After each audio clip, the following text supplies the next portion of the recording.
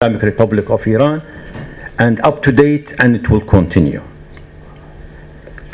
So before I go into this subject, just to let you know that last year President Rouhani gave a very nice speech to some Iranian businessmen in one of the Iranian cities who were a bit worried about the sanction.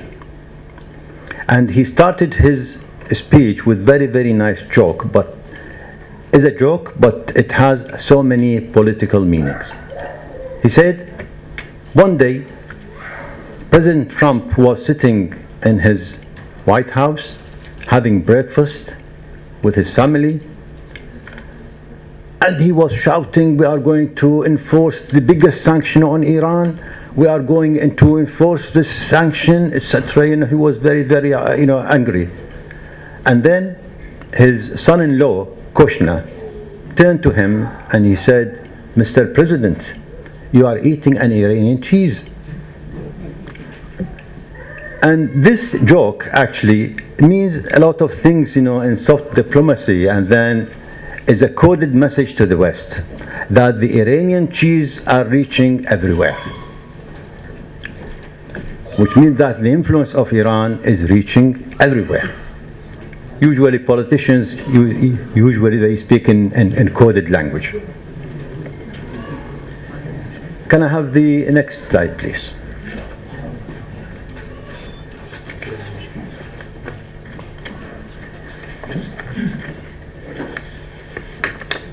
Now, when they talk about demonization, what's the demonization means? In Arabic, it means shaytana. And demonization is part of a psychological war in which you choose an enemy and you try to bring all the bad things and make him like an evil in the world in order to win the opinion of the public opinion, whether it's international or local public opinion, in order to serve your own means. And this is the demonization, that you are isolating your enemy, and then it will be easy to get all the support in order to attack him, or make things easier to attack him, or give you some legal basis to attack him. So this is the demonization process, which is used by so many American presidents, which I'm going to list some of their views regarding the Islamic Republic of Iran. So now when we hear President Trump saying a lot of things about Iran, this is nothing new. We heard all this before. Since 1979 and up to date, we heard the same thing and the same record from all American presidents. Can I have the third slide, please? The fourth one. So if we go through the history and look at what sort of demonization used by the West, by the American presidents against Iran, and some American politicians against Iran. For example, under Bill Clinton, he said Libya, North Korea, Iraq, Iran are threats to democratic world order. I think some of you may remember that. Now, Libya is gone, Iraq is gone from this list, North Korea probably, they will sort it out. Cuba, they tried to make peace treaty and then things didn't go well, and now they are trying to isolate Iran as the main enemy of the United States. Again, during the summit between Clinton and Yeltsin in 1994, Iran was on the top of the agenda in that meeting.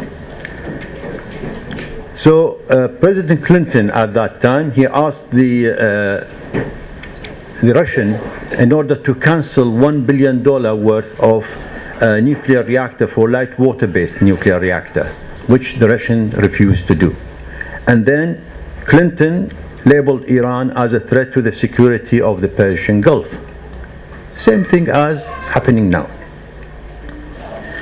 In the 90s again, the group of 7, which is the most economical countries around the world, group of 7, refused Clinton's request to impose trade war on Iran. Then came President George Bush, W. Bush, in his 2020 speech, and the State of Union speech. This is 1 year before the invasion of Iraq. He labeled, or he defined the axis of evil. The axis of evil that at that time involved Iran, North Korea, and so on. And Iran was very, very important factor in that axis of evil, if you remember. And then his wife, Hillary Clinton, of course, she has her own views about this. She said Iran is the world's chief sponsor of terrorism at taking over the whole Middle East, if not the world. And she was trying to show that Iran is not only a country or local or regional country, but it's a superpower which is going to take the whole world. Means that, she's trying to exaggerate things to make Iran so powerful that it can even, take over the United States of America. And this is the way of demonization, to exaggerate things in order to mobilize all the world opinion and turn it against Iran. Maybe if she won the presidency, she would do the same as Mr. Trump is doing. And again in 2016, there is one of the big senators in America, Ted Cruz. He described the Iranians as people who want to kill us. And this is another way of demonization. He tried to show that all the Iranian people are killers. I don't know who's going to believe him. How can the Iranian go to America and kill the American? And we know all the terrorist activities around the world is nothing to do with Iran. There's no Iranian involved in all of them. Actually, because of the mass media, they try to mobilize things against Iran. Even the September 11, they tried to show that Iran is to blame, and as all these terrorists are Iranian nationals, and in fact they were Saudi nationals, and they tried to get money now from Iran in order to pay the victims of them. Again, in 2018, last year, President Trump gave an interview to Bloomberg News in the US, and he said Iran is facing a question of survival 1.5 years after he took office. So he is happy that he's going to crush Iran and then destroy Iran, and then as a sort of survival. He's happy that he's going to kill the Iranian peoples. This is his intention, actually. And I don't know whether people will ask him for this or question him for this statement or not. Next slide, please.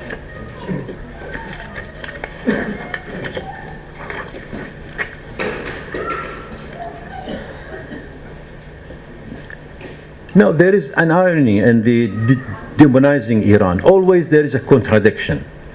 Believe me, what we heard in the news about what America is doing, what the US is doing, and she's going to force all the sanctions, and she's going to destroy Iran. But under the table, they are sending messages to Iran, please do negotiation with us. Please come to the negotiation table. Please talk to us. They don't show this on the media, but underneath there are so many messages going to Iran. Even the last visit of President Rouhani to the United Nations, for the gathering of the United Nations, Trump tried to meet President Rouhani, but he refused. And the Americans didn't take this easy, because how can you refuse meeting one of the biggest presidents in the world? So under the table, they are continuing sending messages. Now, the irony about the strategy of the American is that Trump called Iran a murderous regime.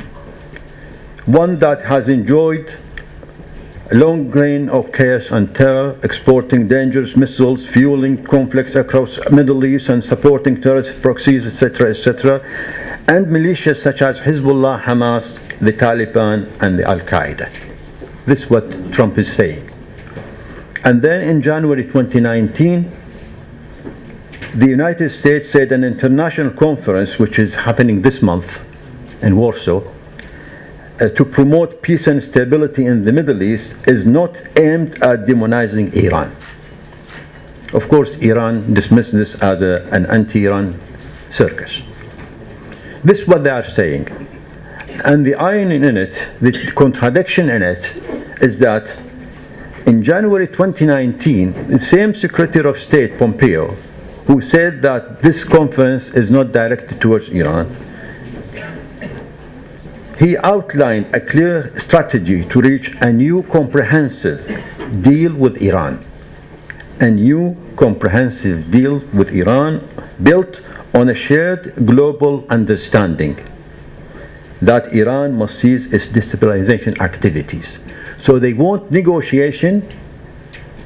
They want to bring Iran to the negotiation table under their condition. So if Iran is a murderous regime, why should you talk to Iran? Why should you, want to make all this stability, peace and stability? Because, with talking, negotiation, you are not going to change a murderous regime into a peaceful regime who provides stability in the area. How can you? So this shows the contradiction in the American politics and American strategy. Now, regarding Iran supporting Taliban, as you know now, America, the United States, is negotiating with the Taliban, who is supposed to be supported by Iran, in order to make peace treaty. Now, last year, I don't know whether some of you remember, that actually when I talk about the rare minerals in Afghanistan, one of them is lithium, which is very, very expensive product. And Afghanistan has a huge reserve of lithium, which is used in batteries, we use in so many applications. Actually, the mines of the lithium, or the mountains which contain lithium metal, is under the control of the Taliban. And last year, I said that, they are going to talk to the Taliban in order to allow them to extract this mineral. And last year, President Trump made an agreement with the Afghani president in order to mine all these rare earth minerals in Afghanistan. And now they are doing it. The peace treaty is not to bring peace to the Afghani people, but in order to preserve these minerals in order to serve the American economy. The same thing is happening in Venezuela. Venezuela has, besides the oil, they have a lot of reserve of gold. And the American want that as well. So if they control the oil, if they control the gold, then they can control everything around the world. Again, regarding Al-Qaeda, which is supposed to be sponsored by Iran, the Al-Qaeda, which is called Nusrat al-Islam now in Syria, is under the protection of the US troops. Why they don't allow the Syrian troops to fight Nusrat al-Islam? Why they don't allow the Syrian troops to remove them completely? No, because they are serving the interests of the United States of America. So this is the contradiction of the American politics. Unfortunately, it's supported by some countries in the West and a lot of countries in the Middle East. And on the top, of course, is Israel and Saudi Arabia. There are so many reasons for demonizing Iran. Can I have the next slide, please? If we talk about Israel and Mr. Netanyahu, he wants a monster in order to, again, he wants to demonize Iran and make Iran as a monster in order to serve his own personal greed and personal interest. He wants to stay in power. He wants to mobilize the people there, the Jewish people, not only there in Palestine but around the world, and he wants to push pressure on the United States in order to serve his politics, not the American politics.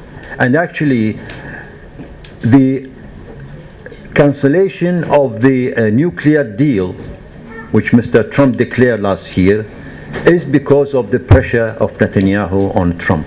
Trump is very weak. Believe me, he's very weak. He is just a puppet of Mr. Netanyahu. Whatever Netanyahu is saying, Trump is doing it. Same like Kushner when he said, Mr. President, you are eating cheese, Iranian cheese. So Netanyahu said, President Trump, this deal is very bad deal. You have to get rid of it. And this is what Trump did.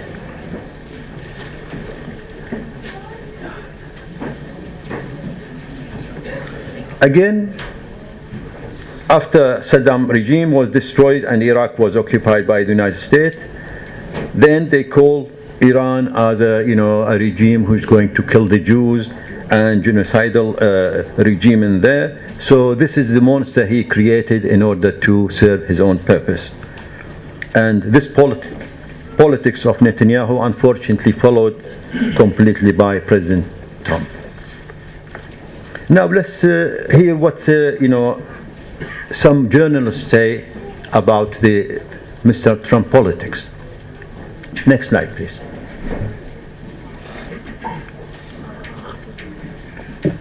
Mr. Patrick Cockburn, he written an article, very interesting article in the Independent in 2017. What he said the demonization of Iran as a sinister, hidden hand in the Middle East is just as misleading, which is naive, as misleading and simple-minded as Trump's views on the nuclear weapons deal. So this is what the Western journalists are saying about demonization of Iran. Now I will give you another example of the demonization of Iran. Next slide, please. This picture shows the spread of the tuberculosis disease, which is called TB in Iran. And the next one, please. You may wonder why I'm showing this. I tell you the reason. A couple of weeks ago, I listened to a program on BBC Radio 4 before 9 o'clock.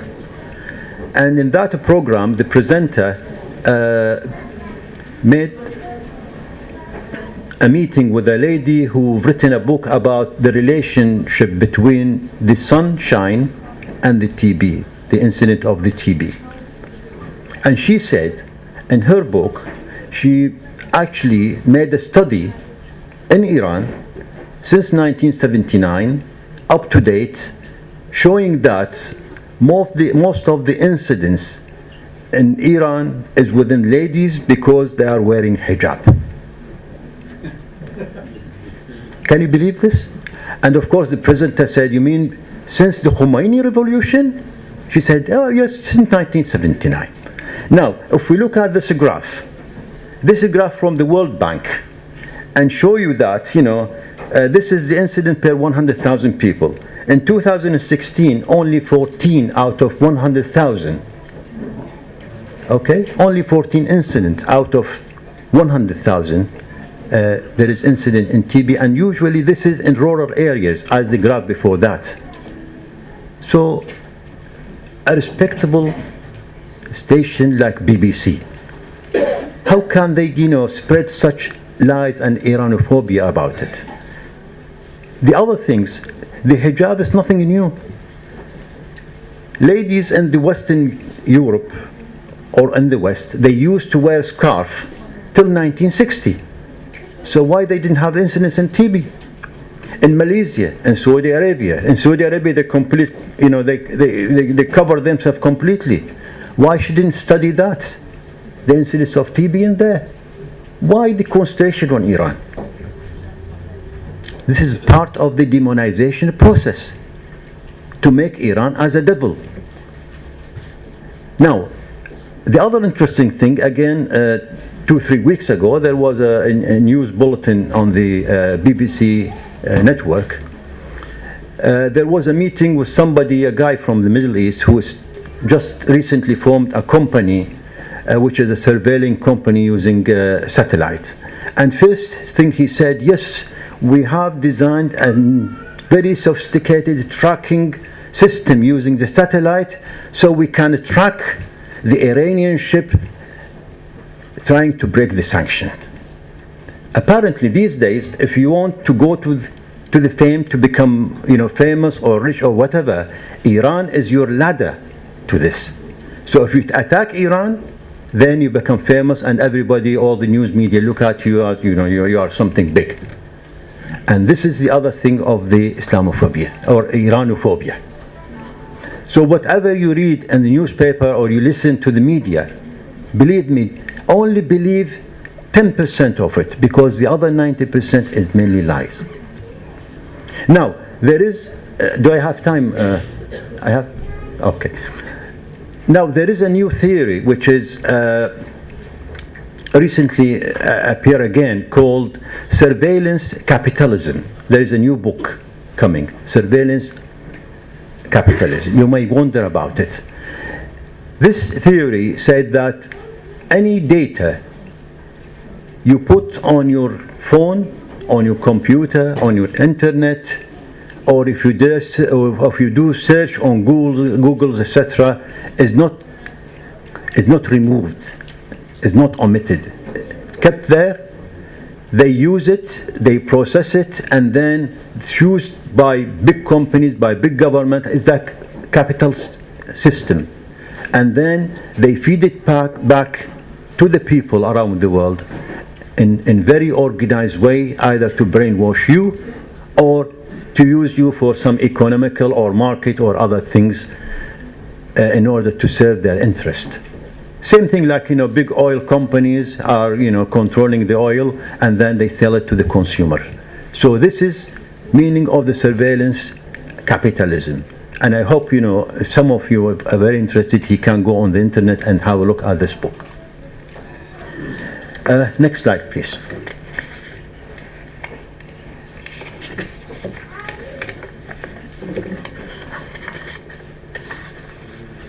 Right.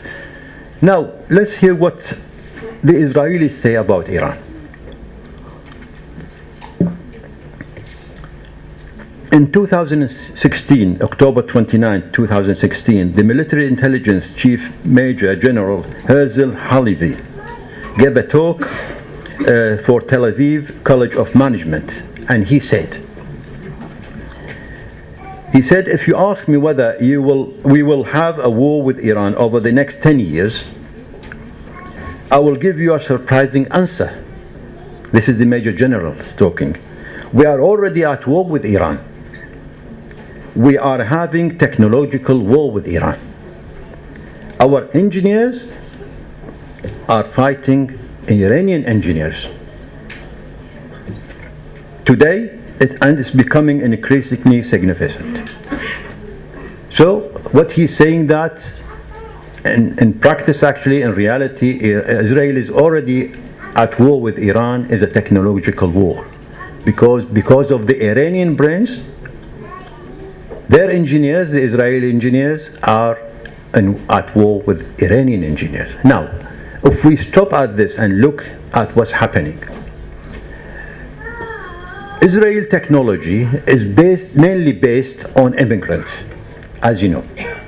More than 3,000 to 5,000 top Russian scientists, they immigrate to Israel. And they attracted all the Jewish brain from around the world in order to bring their technology in there. Besides that, they receive a lot of funding. Now, so many projects, scientific projects in Israel actually are supported by the West and by the United States. If you go to any company in Israel or any university, it's backed by the US and by the West. This is their technology. If we look at the mustad'af technology, which is Iran, 40 years of sanction, okay? 40 years of continuous international oppression on Iran. They were supposed to strangle in Iran within 40 years. And again, last year, when I gave my talk, I showed, what's the advancement of science and technology in Iran. And I think Sayyid Hassan Nasrallah 2-3 days ago gave a very nice speech outlining all the achievement of Iran and Iranian scientists. So, which brain is better? Is it you are buying or you are getting a brain from outside, or you are relying on your local brains, which is you are investing in your own human resources? Which one is better? Of course, you are relying on own local human resources because you can rely on them. They are there. They are mainly serving the interests of their country. And this general, he told Hearts, the Israeli newspaper, he said he was pessimistic. Why, Mr. General, you are pessimistic? Today we have the advantage, Iran, but Iran is closing in on it. Since 1979, Iranian Revolution, the number of universities and university students in Iran has increased 20-fold compared with the 3.5 times for Israel. This is his talk. It's not our talk. This is his talk. Enrollment in science, technology, engineering, and math in Iran is skyrocketing. Ajib, subhanallah. In 2016, the Jerusalem Post, again another newspaper in Israel, they reported, this is very interesting text. They said in the West, Iran Shias Ayatollahs are widely mocked and scorned. If you see a lot of caricatures about the Ayatollahs, they take the mick of them, Top of the list is the leader of the Islamic Republic of Iran, Ayatollah Sayyid Ali Khamenei. But Khamenei has decreed that Iran will turn into a major scientific power in the future, and his book, The Bliss of Knowledge, bliss means happiness or the joy of knowledge. This book was written by Ayatollah Khamenei in 2014. When Iran put the policy of the advancement for science and technology till 2025. So Sayyid Khamenei written his book, and now the book, as I said, now it is in English, is a roadmap showing how this will be achieved. Again, this is not my talk, this is what they are saying. That their Ayatollahs always stressing on the science and technology. Unfortunately, some of our people believe that our Ayatollahs or our ulama are backward people, they are only interested in najasat or halal and haram, and that's it. Now, the second phrase is very interesting. This article. Can one imagine Rabbi Aaron Leib Steinman, head of the Council of Torah Sages, playing a similar role when ultra-Orthodox schools do not even teach math and science? It's very, very long article, and in that article actually they said in the Hausa in Iran, they teach math, they teach science, and they teach advanced technology. Why our rabbis in their own Hausa or Torah, they don't teach this thing? So they admit that Iran, despite all these sanctions and demonization and things, are much, much advanced than what they are. And this actually, is exactly the reverse of a lot of people believe that Israel is technologically advanced, much advanced than Iran or some other places. This shows their weakness. And if you are weak, you do the same. Now, before I think my time ran out, but I have a quick slide. Next slide, please. Just talk quickly about this new system in Europe, which in order to go through the sanction, which is organized by Europe in order to replace the SWIFT system. Now, the European countries designed the Instex system, and this will be based in France. And within the system, initially, that Europe can supply medicine and food to Iran without dealing with the US dollar and without breaking the American sanction.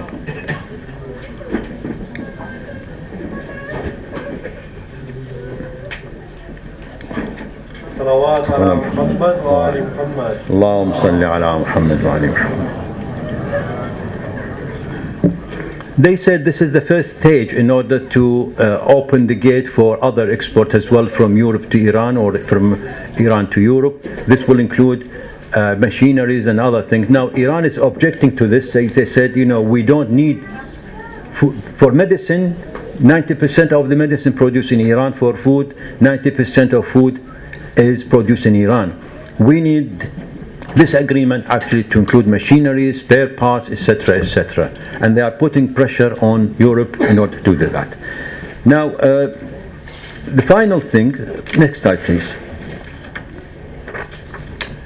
What is the future?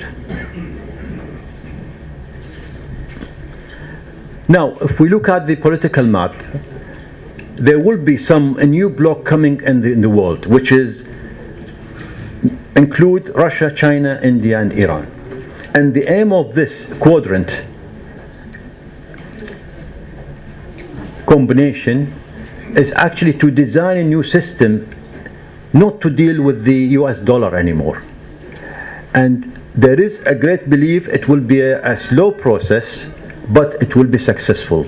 Because so many countries around the world, they are fed up from the domination of the American dollar, and whatever American threaten any country, they do sanction and dealing with dollar, etc. So maybe in the next few years, or maybe next decade, we will witness that will be a de-dollarization process, where countries are doing trade, whether oil or other things, with other currencies. Maybe they will invent the new currencies in the market, like the euro, like the dollar, but it will be new currency, and this will stop the domination of the American dollar. Thank you very much, and I hope inshallah you took advantage of this talk. Assalamu alaikum wa rahmatullahi wa barakatuh.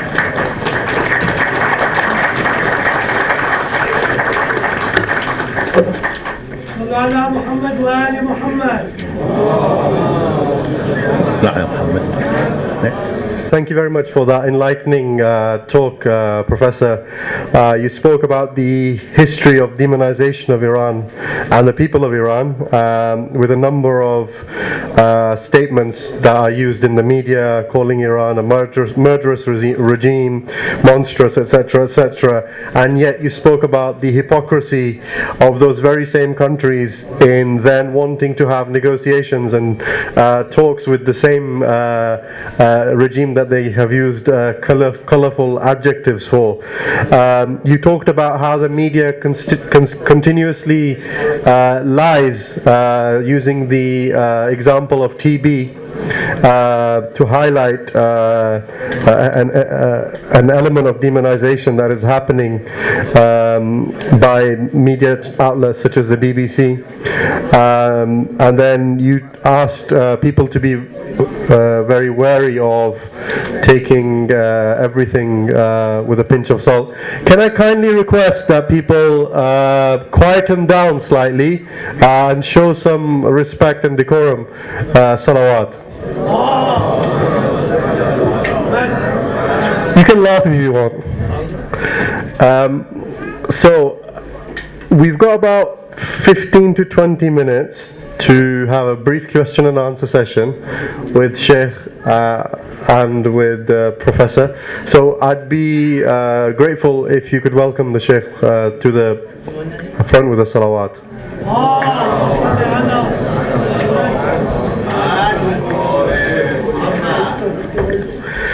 just as a reminder, the respected Sheikh spoke about bringing the revolution home, especially for those of us who came towards the end. And he talked about how we can make change in our societies and our communities, especially with us living here in the West. So, are there any questions from the audience on any of the topics that either the professor or the sheikh have spoken about? From either the brothers or the sisters, you can put up your hands and someone will come round with a mic. If not, I'll ask a question. Why do you think, both of you, that the revolution has sustained? 40 years have gone by, and those kids that were sort of born in 1979, they would have been, they're 40 now. How do you think they've kept this going? After you. That's a very good question, because I think it's part miracle, actually, to tell you the truth. Because living in Iran, Iran also has a lot of the problems that plague a lot of third world countries, like nepotism, for example. Okay, like corruption among individuals. Yeah. Some of the biggest thefts that took place was in the last couple of years, where, for example, high officials in the central bank escaped to Canada with billions. So you have all these types of things. You have mismanagement. And the place I used to live in, today they'll pave the street. Tomorrow somebody will come the next day to dig up the street to put in the pipes, and stuff like that. But apart from all of this, apart from all the propaganda and all the efforts made to distort the Iranian youth, it is surviving. I think another reason why it is surviving is because of its discipline. It has a very clear governmental structure. It has a clear leadership. And also, I think because of its ideology, and also I think because of the role of its jihad in bringing Iran into really meaningful and realistic relationships with the rest of the world, as compared to, let's say, for example, the Taliban or ISIS and these types of people. So it is also seen in the fact that Iran has become a pole by which it can support resistance movements, like from Yemen to Lebanon, for example, and the fact that Iran also is a pole that supports independence from the Western Bloc. It still remains to be seen how Iran is going to deal with China, for example. China is the newest imperial player on the international scene. Okay, it has a different strategy. Has an entirely different strategy to the West. But be assured, that China is involved in a double policy of utilizing the weaknesses, especially corruption, in countries to maximize its imperialist economic agenda, and also it is in the process of exporting its population. So it still remains to be seen how Iran is going to deal with that. Well, I believe the notion of revolution, which is used all the time, actually has changed with time. Since 1979, the revolution is changing into evolution. Because revolution, according to the international norm or not some definition, revolutions has peak and then start to decay. Whereas the evolution is a continuous developing process. And the Islamic Republic of Iran is moving from the first day, is moving from revolution into continuous evolution, and in the near future you will see what sort of Iran will emerge. Iran which is so powerful, technological, human resources, everything, not only in the Middle East, but even in the world. Any questions from the audience on any of the topics that the respected guests have spoken about, either on Iranophobia, how Iran is portrayed, I guess linked to Islamophobia, or on the subject of making change happen here. Any questions from anyone? So how do we counteract that propaganda? So the question is, how do we counteract that propaganda, that Iranophobia or that Islamophobia that is played out? Well, you know, I mean, together, but it's also about bridging. That bridging needs to take place. A lot of Iranians are here. There was an Iranian embassy here in Manchester, so why not have another embassy here and create your own, promote yourselves, you know, business, trade and the rest. Thank you. And the question is, how do you do that? Sheikh, just bear in mind you have a train to catch, so just for your own sake, That's a good take no more than 2 minutes. so I'm thinking about how to do that. Yeah. Well, I'm not an expert in trade developments and so forth in Iran and so on, you know, but I do believe that, you know, when we're talking about bringing the revolution home, you know, that us people have a role to play in that. You know, in other words, for example, people who are involved in business could explore expansion or the beginning of trade with Iran, for example.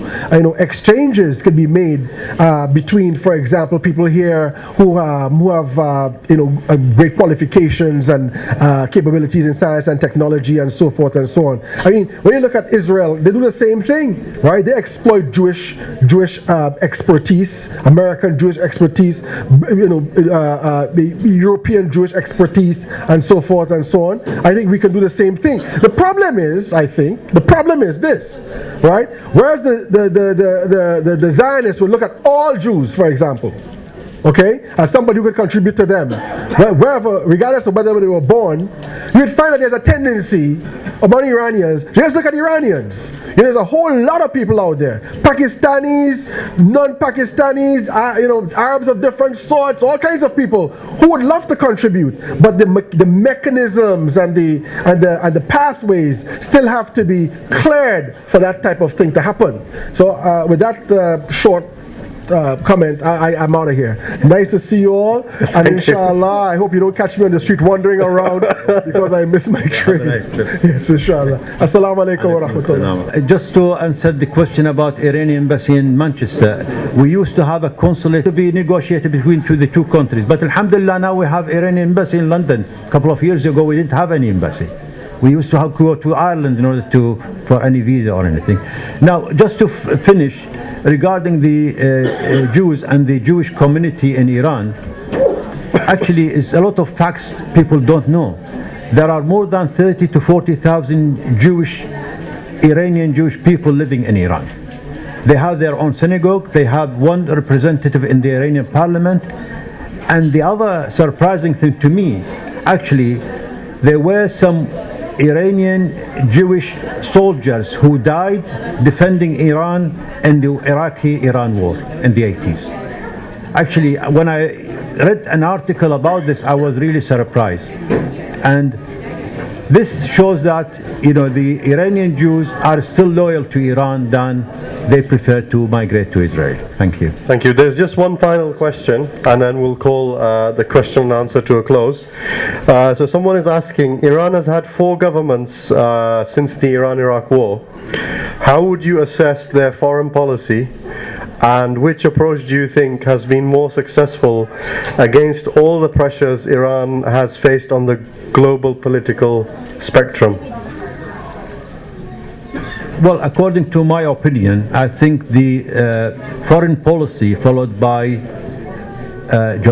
Mr. Jawad Zarif and the government of Mr. Rouhani is following the smart, soft politics, which is very, very clever, and this is been admitted even by the West, that Iran has the smartest politics in the world. Not only that, but it's very soft politics and very patient politics. Just to give you an example of that, when Mr. Trump declared that the nuclear treaty is not valid anymore, the American had two options in their mind. One, that Iran will say next day that they are pulling out of this deal and they are going to proceed with their nuclear program. And the other thing, they thought, this is the other option, they thought that when they pulled out of this nuclear deal, then Iran will come and beg them, please, let us talk again. And neither, the two options happened, because Iran was very patient, very smart. They continued their cooperation with Europe as based on the deal, and they didn't make any very harsh decisions regarding this. And the other thing, they didn't beg the US in order to come back to the negotiation. Actually the reverse is happening. The US administration is begging the Iranian under the table in order to come back to the negotiation table. Thank you very much, Doctor, and thank you also to the Sheikh who has hopefully caught his train. It was very enlightening to have you both speak about the subject of Iranophobia and about bringing the revolution home. Please thank the respected Professor. Just one thing before I finish. Yeah. Sure. Actually, one Iranian brothers asked me some time ago that, why don't you become politician? Can I request the ladies just for 5 minutes, please, just please cooperate. Please be quiet so that we can actually hear what the respected professor is saying. Yeah. Salawat. Allahumma salli ala Muhammad wa ala Muhammad. He's asked me why you didn't become a politician instead of scientist. I said, look, I love science and I can make things better with science than politics. I didn't want to go into details because a lot of politicians, you know, if you enter politics, then you are entering very dark tunnels. So I prefer to stay as a as a scientist. Thank you. Thank you.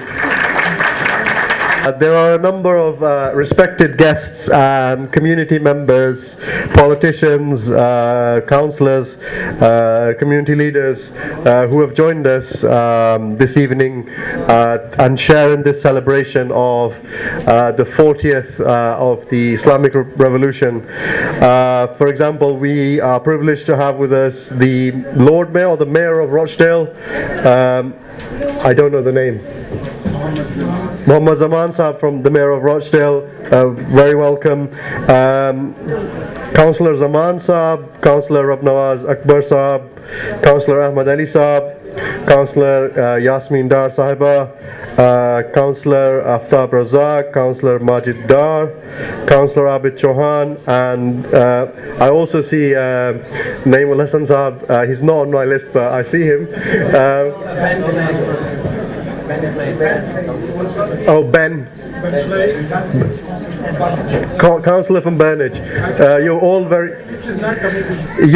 you're very welcome here, and Sajjad Kazmi Saab, the chairman of Manchester Future Vision, and obviously we have with us our respected ulama, our scholars, Maulana Amir Hussain Saab, Maulana Azhar Saab, Sheikh Abbas Raza Saab, and I don't know the name of the respected Maulana here, but you're very welcome. Maulana Mustafa Jafri Saab. Yes, Sister Yasmin Dar. And obviously the respected Sheikh, I don't know the name, I apologize.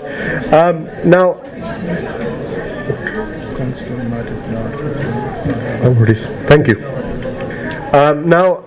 There is an opportunity for three of them to say something. So I've been instructed to invite first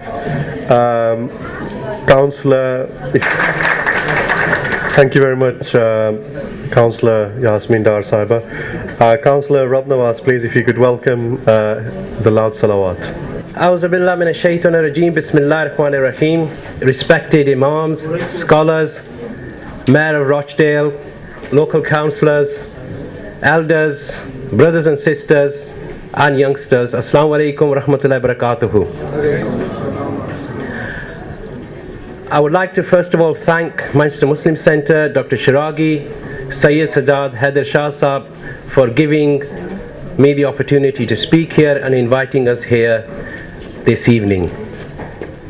And actually, from a personal level, I'm so delighted I'm here today, because Brother Musa Naqvi, I've worked with him for a couple of years on the Manchester Council of Mosques, but I've not actually seen him for a couple of years. And so I'm absolutely delighted seeing him today. He's a brother who I've worked with, like I said, for a couple of years.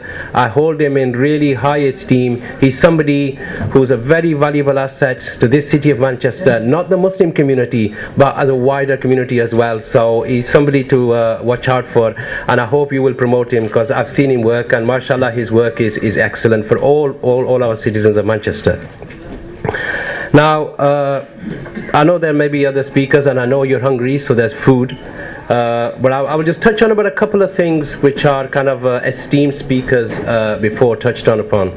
Sheikh Ahmad Hanif said Islam was the fastest growing religion. Absolutely right. Islam is for all mankind. Absolutely right. But Islamophobia is the fastest growing religious hate crime across the world. And the individuals who bear the brunt of that are our mothers, our sisters, our wives, and our daughters. And that was also being said because of the way they dress the hijab. Now, when an Islamophobe sees a sister out there with a hijab, they do not know whether she's Shia or whether she's Sunni. They see her as a Muslim sister. So my message to you all is that we cannot fight Islamophobia in isolation. Whatever practice we do in our own organizations, that's fine. But when we're out there, we need to be together as one ummah, because that's the only way we're going to fight Islamophobia. And Islamophobia is a major crisis for Muslims, not only in this country, but also throughout the world. The Sheikh also talked about SRE. Again, the SRE syllabus that's going to be taught in our schools, that doesn't distinguish whether that child belongs to a particular sect of Islam. All Muslim children are going to be taught that. Again, the all Muslim community should be united in engaging with the consultation process. And like my sister Yasmin said, lobby your members of parliament, lobby your councillors, and get your views and opinions heard in terms of what you want your children to be taught in schools. The second point, Professor Nader, again, both very enlightening talks. Professor Saib, whatever the world has planned for Iran, whatever the geopolitics is, there's two things I want to say. Number one, I'm sure all of us here believe this, that Allah subhanahu wa ta'ala is the best planner of all. And we have faith that He will protect us as a Muslim ummah. The second thing I want to add is that we as a city of Manchester will never demonize anybody of Iranian heritage or any Shia in this city.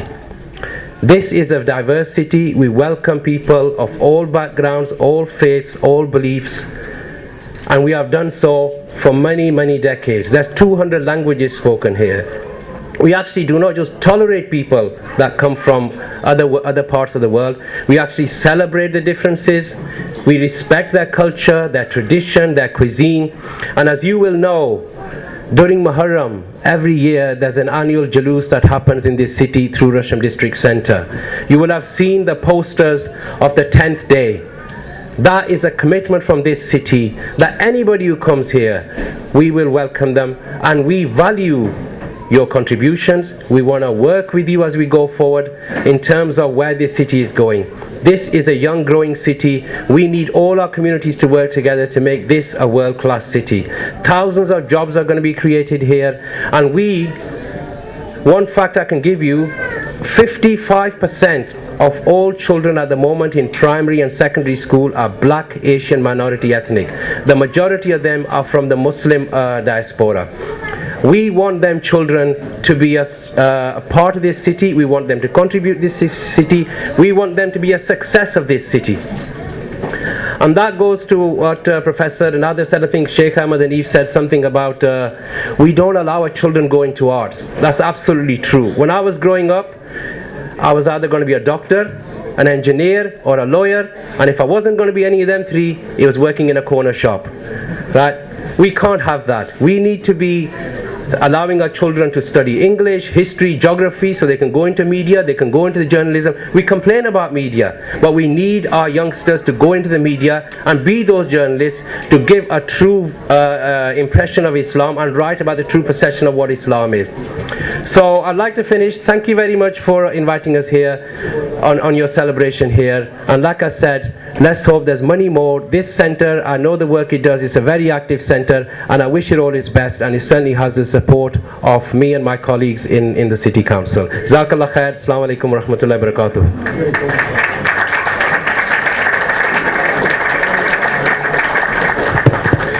Before I invite my next guest, one of the brothers objected to the use of the word crippling by myself against the sanctions that have been imposed in Iran. The point I was making is that the sanctions have been quite severe on the Iranian people, yet their resilience has been quite strong in response to that. So that was the point that was being made, just to clarify. I'd be grateful to Councillor Ahmad Ali if he could come forward and speak for a couple of minutes. Please welcome him with a salawat. Bismillahir Rahmanir Rahim. Assalamu alaikum wa rahmatullahi wa barakatuh. In this auspicious day of the 40th celebration of establishment of the Islamic Republic of Iran, it's my privilege and a pleasure to congratulate every Iranian overseas and in Iran. So congratulations everyone. What I can say is that I did briefly visit for 5 days the international mayors, the Silk Road trip, and I accompanied by Dr. Shiragi, and I visited a number of places, historical places. One thing that actually struck me is the Imam Khomeini's house where he lived. It is unbelievable that we have presidents' palaces, we have massive buildings, but yet this man lived in a very, very simple house. And that struck me. I took that away as a message. The second thing that struck me, I said earlier, is that the role of women in Iran. I've seen women running businesses. I've seen women running shops. I've seen women in the council chambers talking about the issues that can change the Iranian society. So it is not a backward society. It is a society which has had historical heritage, historical learnings, and knowledge that came out of Iran.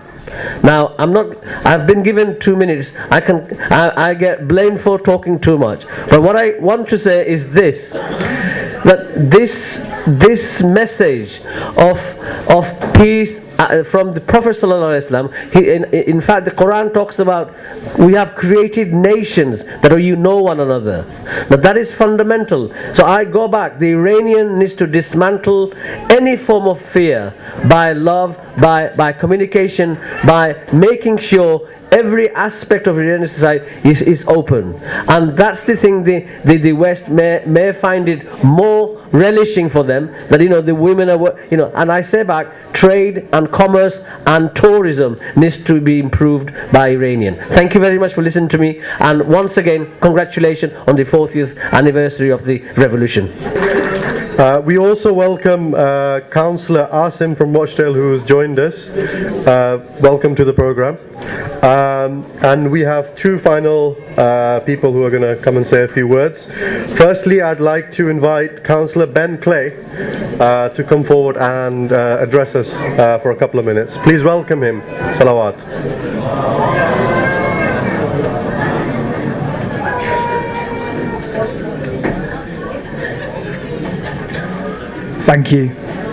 Thank you, ladies and gentlemen.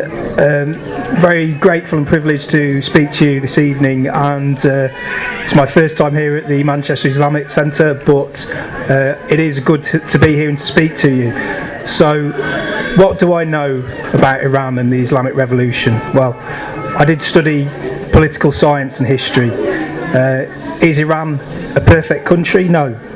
Is it a perfect democracy? By no means, but perhaps we're not living in a perfect country or perfect democracy in Britain either. The Islamic Revolution was also a popular revolution, and it was a change in society from a despot who was under the influence of foreign powers to someone who was there to or a system that was there for the people of Iran and to stand up for their interests rather than the interests of imperialistic powers. So we can all welcome, I think, the progress that Iran's made and the change to a system which is more representative and pluralistic than many people would have you believe in Iran. I read something in the Daily Mail today. Don't worry, I didn't buy it. It's a newspaper which in the past has talked about Iran being a nation of extremists, a nation sponsoring terrorism, a nation that wants to destroy its neighbours, which is strange. It was saying that a certain Jeremy Corbyn, who's the leader of the Labour Party, is an extremist. He's also incompetent, but at the same time he's a mastermind and a genius who's been plotting to take over the Labour Party for a long time. Nothing could be further from the truth. When they asked him if he wanted to be leader, he declined. He said he didn't want to stand, but he was forced to stand. So to go back to Iran, we hear a lot of awful things said about Iran, the Iranian system, the Iranian people. I've never been to Iran, but what I do know is this, is people all over the world are very similar. They want to live in peace and prosperity and to give their children a better future than they had themselves. And I think if we can all take that to heart and open our hearts and minds to each other, we can live in peace and prosperity together.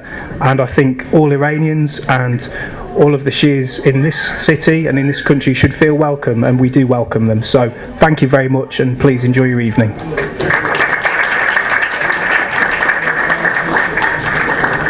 Thank you, Councillor Clay, for that kind message. Finally, I'd like to welcome Councillor Zaman Saab, who is also the Mayor of Rochdale. Please welcome him with a salawat.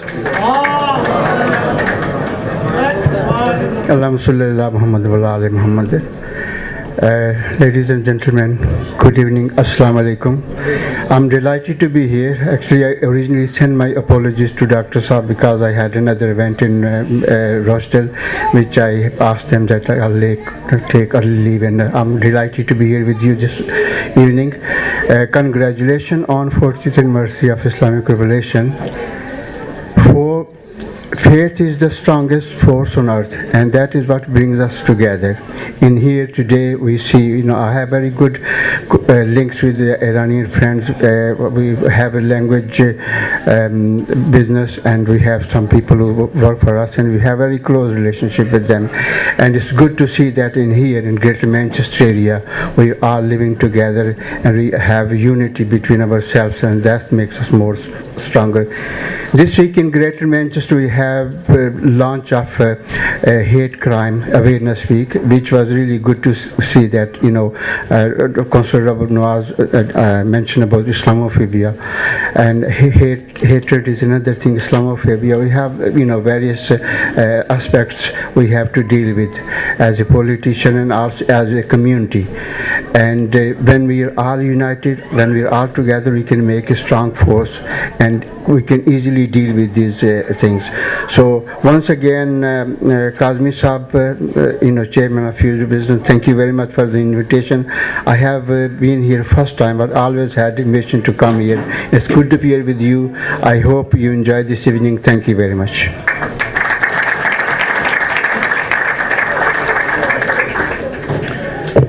I thank all the respected speakers, all the respected guests, our ulama, our scholars, our councillors, the organisers of the programme, for arranging this event to mark the 40th year of the celebration of the Islamic Revolution. I would have invited the Sayyid, the Imam of the mosque, to have some final words, but the Sayyid kindly apologizes and says he has a bit of a cold, and he's asked me to convey his thanks to all of you for attending this event, for making this gathering so colorful with your presence. So I guess just a heartfelt thank you from the community here, from the Sayyid here, to you all. And I just want to say that the person who has made all of this possible, the person who is the mastermind behind the revolution. I don't think we should forget our respected Imam Khomeini, whose efforts allowed this event to be possible 40 years ago, in fact even from before. He worked on a generation of people that made it possible to overturn a monarchy that was 2,500 years old. And indeed, he's a great role model for us to all look up to and to remember. So if we could end this program by reciting a loud salawat as well as Surah Al-Fatiha for the soul of Imam Khomeini, as well as all the shuhada and all the people who struggled for the revolution, and remember all of those mothers who gave their sons for the sake of this revolution. So salawat and Fatiha.